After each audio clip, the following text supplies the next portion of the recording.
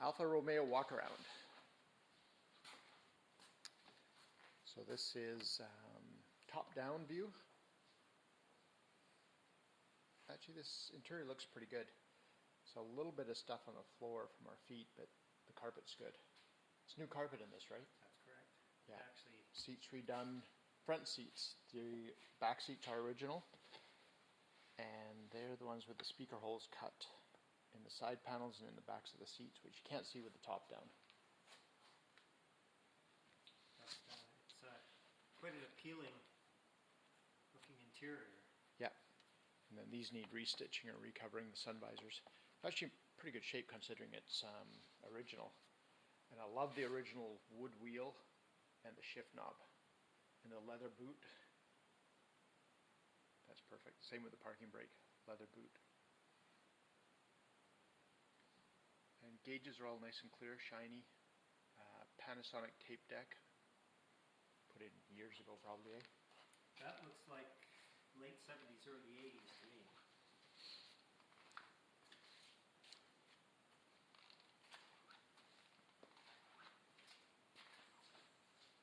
We'll walk around here. So no rust on this car. I haven't seen any issues with any of the bodywork.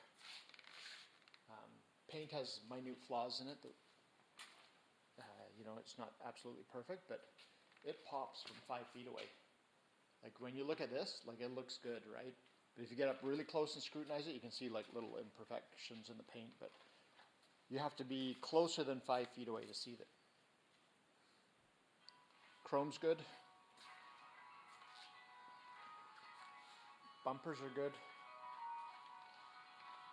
Rims have been refinished. Tires are what, like 70% tread, 80%? Yeah, they're Michelin TRX. And one little hole in the bumper here. But as, you know, as these rubber bumpers go, these are actually excellent, Dave, because usually they rot from the inside out and they start to get all bubbly and oh, is that right? terrible. Yeah, these are, you know, for what this car is, for this generation of Alfa, those bumpers are actually excellent. They're bubble free. Right. Which is very rare unless you get a desert car. Well, desert usually shreds from the heat. Yeah, well then the the rubber. rubber's pooched. Yeah. Yeah, this car's in pretty good shape overall. Okay, let's do the top up. Sure. Actually, if you want to demo it, yeah, I'll film. This handle's here, obviously. However, I usually don't do that because over the course of time, what can happen is you can actually pull this strap right out of here, so I tend to use 2 hands. Just get it up into position, kind of like that. And then if you can get to this side of me, Dave, while I go inside and show the okay. Easy way to get these latches done up. So if you want to pass me here.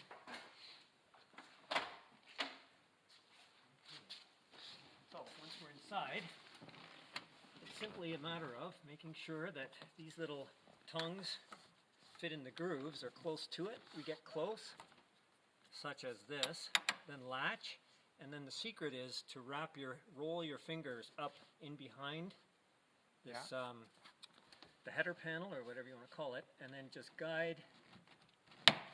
Oh, I see. And in she goes. Okay. If you try to do it with your fingers, like it actually is. I usually do one hand on the roof from the outside. Oh, is that right? I do it from the outside, yeah, and then so you can actually do it from the inside one hand.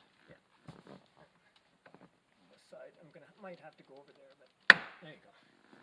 But if you, as I say, if you roll and use the heel right. of your palm up, it just makes it just ducky nice. And that's it. Okay. And what's up with these oil stains or whatever stains those are? That's a good question. I had another Alfa owner come up to me and say his top did the same thing. Oh, is that right? Yeah, I would imagine it could be cleaned inside and out. Yeah, that's what it looks like. Some sort of solvent that wouldn't. You have to get something that would attack. It's a greasy. You can kind of see them on here. You know what it feels like? It almost feels like sap or something, but it's just weird. I suspect, Dave, that if and they're along these bars. I was thinking it was like oil that was put on these bars. Well, I think something was stuck in there, and then when it was opened, it went smoosh. Oh, maybe, yeah. Yeah, there's a bit of that pattern. But if you could find something that would cut grease that won't attack the fabric or the dye in the fabric, that would be the trick. But the top Back window's good. Yeah, the top clear. of the fabric is beautiful. Like I mean, Yeah, it's really nice. that installation, that's Yeah. nice. To have one that tight, it's not quite so tight here, but as installations go, that's actually very good. Okay, and here you can see the speaker holes in the back. And there is that trim piece around that goes over top. I think I have that. Okay, you want to demonstrate the rear hatch? Or the trunk? Gladly, sure. It's opening the door. Now this lever, this little lever for lack of a better word, these tend to be very delicate over time. So rather than just hook a finger underneath and pulling, a prudent thing to do is to get 2 fingers under here and push on the top and pull on the bottom, such that you actually operate on both sides of the fulcrum, and it pops like nothing. I can tell by feel that one's not overly brittle, but that will break. Like, you know, it's If you don't do it right. Yeah. 40-year-old plastic. If you just yank that, it's probably going to snap. Okay. And I have a spare that comes with this. Not in here right now. There's a jack there. Fairly new battery. And as you can see, it's rust-free and looks good in here. What can you tell me about the engine, Edward? Head gasket done very recently. And the compression is excellent. 175 to 180, I believe. It doesn't pull any glue. Where's the lever? Oh, there it is. Let me grab the proper.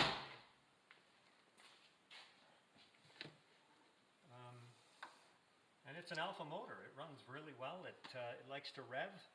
It runs quick. There's a little bit of cam noise, which is absolutely normal for these cars. But generally, I would rate the engine as in excellent condition. Oil's clean, water's clean. Oil's good and clean. What's the Crane Fireball down there? Electronic ignition, which is really cool. What I like about it, it actually has an LED which fires when the ignition fires. So if you ever have an ignition or an engine problem and you don't see that LED flashing, it means there's an ignition failure, which certainly helps the troubleshooting. Right. As long as that LED is flashing, you've got spark. Okay, twin Webers. Electric fuel pump. Electric fuel pump. Low pressure, correct pressure for Webers. Yeah. 3 to 5 psi. European spec header. That's correct. 4 to 2 to 1, which is the one to have. And all fluids changed. Obviously, the brake and clutch fluids were done during the restoration. It's a good, it's a good high-level driver Alfa. Okay. And the color is fantastic. People love it. It's true, yeah. Everyone loves it. Do you want to just fire it up really quickly for me? Sure. Just going to take a picture of the engine running.